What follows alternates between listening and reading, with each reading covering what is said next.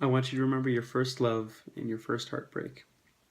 For myself, it was in the 5th grade at the state fair. I was enamored with this girl named Clarissa. My name is Sid, and this right here is Philip. Philip tells of my own determination, my daring, and sentimentality through a harrowing tale of infatuation and folly. First, he tells a story of determination. You see, back in the 5th grade, there was this girl that I liked. We're on a field trip to the state fair. She came on this field trip with me. We were excited. I was excited to spend the day with her. And so, at the beginning, we were walking around all the stands, and she points to this stuffed animal right here. She says, "Oh, look, it's so cute." Well, later on, we broke up into our respective friend groups, and I decided right then and there that I was going to win that prize for her and present it to her at the end of the day as this big gesture of affection. And so I spent 3 hours that day at this booth. It was one of those booths where you take a dart and you throw it at a balloon. You know, it's supposedly carnival people put magnets behind them to make it so you won't pop the balloons. I had to pop 3 balloons to win one of the big prizes. 3 hours I spent at that booth spending all of my money. I could have settled on a smaller prize. I could have gone to a different booth. Honestly, with the amount of money I spent, I could have bought a stuffed animal much larger than this. But instead, I spent all of this time and money at this booth with nothing but the sweat of my brow and sheer determination in order to win this stuffed animal.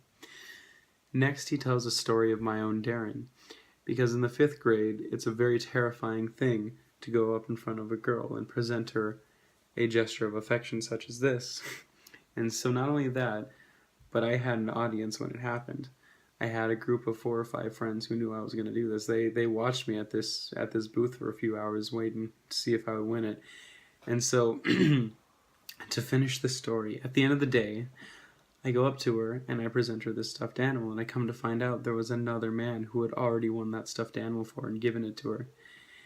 And so up next, and finally, he tells of my own sentimentality, because I've had Philip for going on 10 years now, I believe.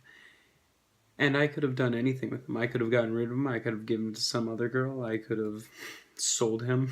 I don't know. But instead, I kept him for all this time to remember that night and just to remember how much fun I had at that fair. There's something to be said about first love and how it brings out the best of us.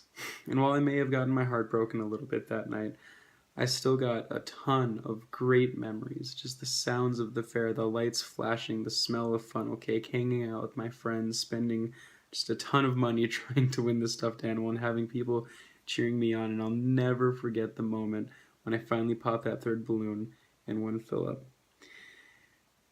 And so while I got my heart broken, I also got a ton of wonderful memories and a stuffed animal that will last me a lifetime.